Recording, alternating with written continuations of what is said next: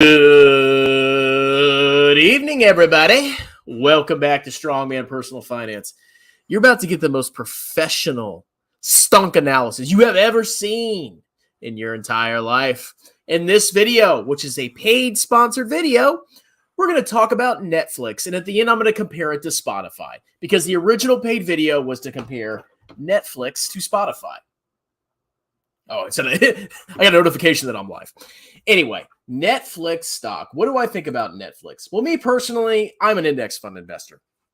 And when I want to buy, or if I want to buy an individual stock, I want some potentially juicy returns, okay? Now, Netflix is a great company. I love Netflix. I'm a subscriber of Netflix, and the price is so insignificant. You just don't even think about it, okay? Oh, you got Netflix, and I don't even know how much they freaking charge me anymore. I have it. It's a great service. But I also have Hulu. I have Paramount Plus. I have, what else do I have? I have YouTube. I have Amazon. I have all the different streaming services. Now, most of the good shows are on Netflix. I will give Netflix that. They are my default streaming service. But there are plenty of people that like other services as well. So you look at the broad landscape of all these streaming services. How does Netflix really set itself apart? They have good content, in my opinion. But does that really tell me anything? I don't know. What does that tell you? What is Netflix's special moat compared to all these other competitors? I don't know. I personally like it, but that means absolutely nothing. So it's a very diverse landscape. It's a very competitive landscape. And while Netflix may be the best now, things can always change. Netflix could potentially run into trouble or, lose profitability or their shows start to suck. That could happen in the future. I don't know. But is it worth it for me to buy Netflix stock as opposed to any of these others? Google stock, Disney, I don't know, Amazon. There's a lot of competition out there. And if you look at the market, I couldn't find the most up-to-date data. But you can see it's a very competitive market. Netflix has 21% of the U.S. market share for video streaming services. HBO Max, Paramount, Disney Plus, Hulu, Prime Video, Apple TV. So it's the largest one, but it's still only 20%, 21% of the market. And so I don't even know what to think about that. This was never a stock that really appealed to me as something that I would buy individually. So, however, Netflix has done extremely well. So it crashed massively. It got absolutely obliterated, incinerated. And Bill Sackman, whatever his name is, he bought it, I think, around here. And then he crashed and he freaking sold it again. And then our boy Fabio bought it down here. And it's gone on a massive tear. It's gone from 180 something to 415. Those are huge gains. Year to date, it's up 39%. Over 1 year, it's up 120%. And over 5 years, it's up 2%. But that's neither here nor there. But pretty impressive near-term gains. So people are probably interested. Oh, is it going to go back to the very top, the very highs? I don't know. I can't predict the future. Let's look at the financials. So they got $184 billion market cap. They got trailing revenue of $31.9 billion. Net income of $4 billion. So they're profitable. That's good. Okay, I know Disney Plus isn't making Disney money yet. PE ratio of 44 and a forward PE of 34. So it's kind of a growthy forward PE ratio. Okay, that's pretty expensive if you think about it. If you like low forward PEs, that's pretty expensive. Let's see. Beta, a little bit more volatile than the market. And most analysts have a price target of 362. Do I care about that? No, they're a bunch of freaking clowns. All right, let's look at the fundamentals, the revenue, my avenue. So we can see they've had pretty consistent revenue growth, but it actually started to flatten out and then declined, which is why I think the market absolutely crapped the bed. Now, I think part of the reason the revenue started to drop at the very end was because of Russia. I believe they had to cut off a bunch of accounts in Russia. So that probably contributed some to the decline. But you could definitely see the revenue start to hit a peak and then start to go down. And people started probably freaked out, and that's why the stock plunged, okay? That's the risk of owning individual stocks. Let's go back and look at this real quick, okay? Y'all think you're such geniuses. You buy stonks because they went up a lot. This can happen, and it can happen very, very, very quickly. And that could be a large part of your portfolio. That's why I don't like going all in a stock. I would never recommend that because this can happen to you. But you can time the market, bro. Anyway, So revenue peaked out, then it started to decline, but then they had a little bump in revenue. Now, what is Netflix doing to kind of like juice their revenue? Well, obviously they're cracking down on password sharing. Okay. It's a big problem. I mean, who hasn't used their parents' Netflix at some point? So they're cracking down on password sharing. And I think most people are going to complain about it. I have to pay my own Netflix. And then they'll eventually pay for it because it's really not that expensive. I mean, you go and you look and there's multiple plans. There's standard with ads, which is $7 a month. Basic is $10 a month. That's nothing. Okay. Standard $15 and premium $20. That's pretty cheap. You know, and they could easily raise their prices $1 or $2 and keep increasing their revenue. So Netflix has a lot of ways they can increase revenue, and they have fantastic shows. So I don't. This company's not going away anytime soon. Okay, they have tools in their toolkit to raise revenue, but it still is a competitive market. But you can see the revenue has definitely slowed down massively. It's definitely slowed down massively. Will it accelerate in the future? I don't know. Maybe with this password sharing crackdown, it'll actually have a huge impact. So that's revenue. Let's look at operating income. So operating income has generally trended up. Net income has definitely exploded since the pandemic. I mean, holy crap. Look at that. Shares outstanding. Are they a diluter? Are they diluting? I mean, maybe a little bit, but it's not like crazy. Actually, it looks like recently they've been maybe buying some shares back. Looks like. Okay. You can't really tell. It almost looks like it's going up. But yeah, apparently it looks like they've been buying maybe a little bit of shares back. At least euro. Yeah, they've been buying a little bit of shares back, it looks like. So margins, gross margin has consistently gone up. It's kind of trending upwards. Operating margin has definitely trended upwards. Profit margin has definitely trended upwards.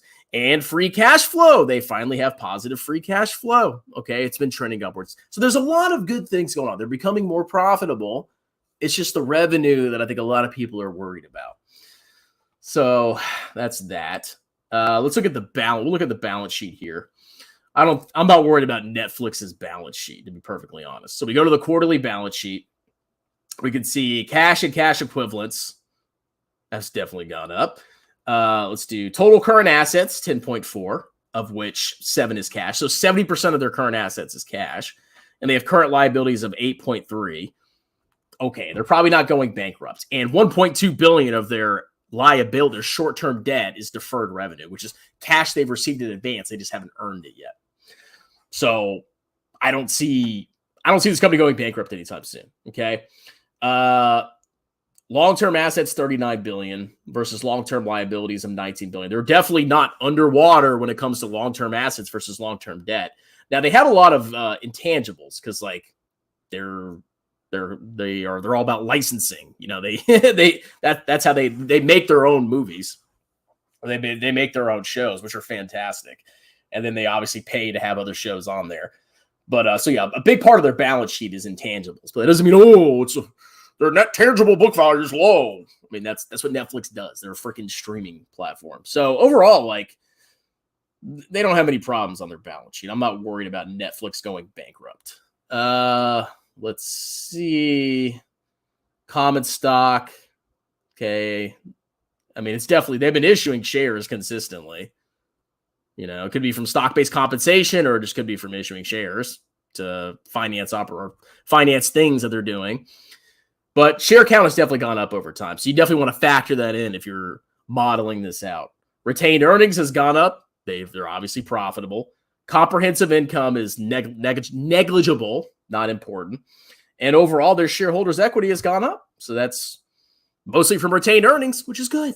Okay. So overall, I don't know. I mean, I don't have any bad things to say about Netflix. It's just not something for me. I mean, they've had a recent spike in operating cash flow. That might be a one-off thing right there. Let's see. Capital expenditures haven't exploded. I mean, they've definitely been spending more on probably content. Let's see. Acquisitions. They made a couple acquisitions. It looks like nothing crazy there. Let's see. Yeah, they're buying back shares a little bit. I mean, makes sense. They actually bought back shares. Well, hold on a minute. They bought it back and they bought some shares back within the last 3 months. They should have bought it back when it went down massively. When did it go down massively? Okay, well they're buying back shares as the stunk is going back up. That's wonderful. So that's interesting. I mean, if you're like a value investor and you like low PE stocks, this probably isn't the stock for you. Okay, it's cheaper than what it was, but it's still, from a value investor's perspective, it's still an expensive stock. Okay, it's definitely not cheap. But I mean, if you think Netflix has some special moat and you think it can keep growing from here, maybe it's the thing for you. Let's see, price to operating cash flow, price. Yeah, it's a pricey stock. Okay. So overall, like I don't see, like, I don't know why I personally would want to put my money into this stock after it's already had a massive run up, number one.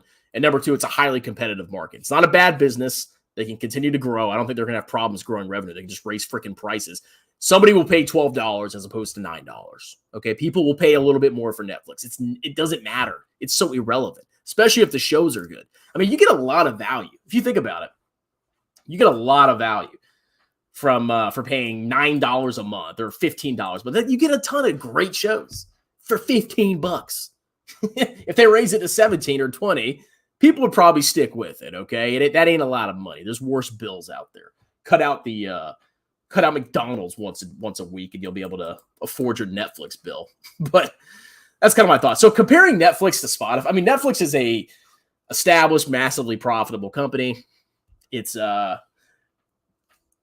in my opinion, I like stocks that are profitable. Spotify just loses money. They just lose money. Okay.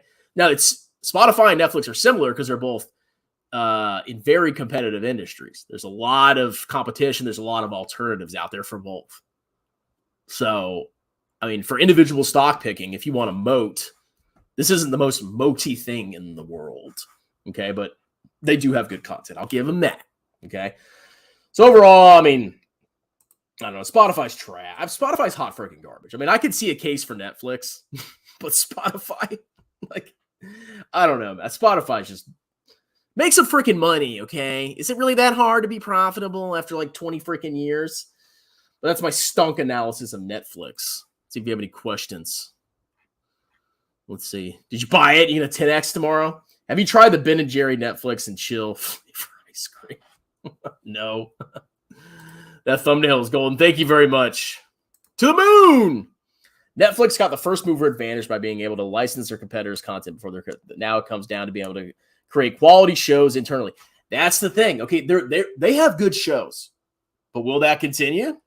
I don't know. The thumbnail, of course, it actually happened. Netflix, my butt fly. 180, 420 plus 180 equals 600 divided by 2 equals 3. That is how I do price targets as well. Just pay every month. Oh, God. I need to read the comments before I put them up. You have so many streaming services. Your VT, my ET dividends must be covering all. I live off my dividends, bro. It's passive income. Why do I have a job? Why do I even work? I have passive income. I should put all my money into Jeppy and Shada and just live off my passive income. What kind of morons work in 2023? Just have your fake income instead. They make their own content, yes, but they make a lot of you can even ask my wife. Like Netflix is our go-to thing. Let's see. If you're tired of being poor, but when I come home, my wife's usually watching like Hulu. I'm the one that likes Netflix now that I think about it. If you're tired of being poor, like Flaccid Man Finance, look up the true YouTuber financial geniuses like Stockmo, Andrei, Bad Dividend, Jikh, Jeremy, Truck Stop, Lefebvre. Sign up to their courses. You should. I hope Andrei has a course. I wish I could be rich like you and have 5 different streaming services. Okay, so yeah, I have. So Paramount Plus came with Walmart. So if you have Walmart Plus, you get Paramount for free. And there's some decent shows on there. I've always had Netflix. Hulu, I had like a Hulu Spotify combo thing from college. I just kept it. And then what else did I say? Amazon, my wife has Amazon Prime. So yeah, we could probably cut some bills. But you know what? You got to live life a little bit, guys. You can't just only live off your dividends, you know. Let's see. Someone paid for a review of Netflix. Well, he wanted me to compare. He wanted me to compare that with Spotify. Netflix at least makes money. Spotify is poop, okay? I wouldn't put $1 into Netflix. Netflix is lame. If they start selling oat milk, come in. Strong man. Hi. Strong man, stop flexing on us. We all know your VT dividends pay all your... That's right. You guys jealous of my wealth? You guys are a bunch of broke losers while I'm living off the high hog off my Jeppy and my Shada. I love stock bonus cap. Thumbnail should have been Paul's. Hey, I just got the thumbnail for free. I didn't even make that thumbnail. Walk me through this. Jay Bird lost $1.3 million realized in Tattooed Chef and has gains all of it, called $450 between Meta, Tesla, and Elf. Would that equate to a loss this year of nearly $1 million and significant underperformance of the S&P 500? Christopher, you're talking too much sense, okay? Some of Jeremy's stocks went up, and that's all that matters. That's all that matters. Nothing else matters, okay? Do you understand me? Look me in the eye, boy. He's richer than you. He's got a bigger house than you, boy. What are you going to say to that, huh? Yeah, bussy boy. Yeah, he's a scammer. After Paul kissed Jeremy's butt when he threatened. Did we confirm that? Did he actually threaten he was going to sue Jeremy? Or Paul? I think Paul has more money than Jeremy. I think Paul would destroy Jeremy. Did you make a video on your new story fund? I should. I'm going to do an announcement video for my new Patreon. Has Jeremy tried to sue you or threatened to sue you? Curious, as you constantly call him out, must be hurting him. If he hasn't taken action, it says something about his guilt. No, he's never threatened. He can't, he could try. He would lose. I have not said any lies about Jeremy Lefebvre. I have exposed 100% truth about that guy. He's a fraud. I can say that with confidence. He is a fraud. 100% confidence. I have recorded evidence of his minions saying you can get 30% returns if you join his Discord. How can you go into a court and say Strongman is defaming me? He's saying I'm a scammer, and then I play a clip. Oh, you can get 30% returns. And then I say, hey, Your Honor, look at Tattooed Chef. Look at all the manipulative tactics. Watch my videos on my channel. Look at all the crap I've exposed about him. How could he win? He would have no chance. And trust me, I think a lot of people would support me if I got sued by him. Trust me on that. There are a lot of people that got hurt by him. Let him try. I mean, he might. I'm prepared for it. Let's go. I got money too, bussy boy. Wouldn't that equate to we already did that one. You don't open charge station to Ford if you can make all EV cars in the world. Tesla is doomed. Tesla's going to 10x, 20,000x. Some billionaire said it. I have been a Hulu man for 12 years. I mean, Hulu's okay. It's okay. I personally like Netflix the best. Well, to be more specific, I like YouTube the best. So it's YouTube and then Netflix. That's always my default. YouTube first, then Netflix. Don't bully me, strong man. If you just bought his course, you truly understand. People will start going after you for buying a dividend ETF like VT. I'm a hypocrite. I make fun of dividends, but VT has a dividend. I mean, I must be full of crap. What am I doing? I'm just a scammer. I'm pretty sure that Seth and Jeremy threatened lawsuit when he came on Fabio's stream before getting fired. Oh, my God. That sweet 2% yield. A fake lawsuit is still devastating, though. Like I said, I think I could raise a lot of money, number one. And number two, I have money to fight it. Speaking of his houses, I believe he made a video on how he's going to leverage his real estate so he could buy more tattooed. How much is the stock hero down? Oh, God. The scam is unbelievable. I would make a circus. Like, if there was a loss, it would be a circus. Somebody posted on a dividend page showing their Shada dividend equating to about $40. I flexed my $100 dividend from VT on him. Get on your knees, boy. Passive income. Do you have a YouTube? No, I have too many subscribers. I don't want to pay for YouTube on top of that, which is kind of weird because it's my business, but whatever. All right, so that's my thoughts on Netflix, boys. I'm done for the night. I'm actually going to go lay on the couch and watch Netflix. All right, we'll do a little foo-foo outro. Have a wonderful, delicious night. Cheers!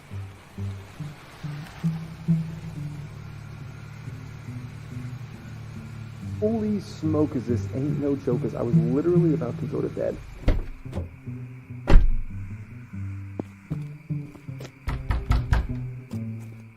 Oh my word, look at that! Wow, do we have a lot to get into here today. Woo! Woo! Woo! Woo! Woo! Woo! Woo!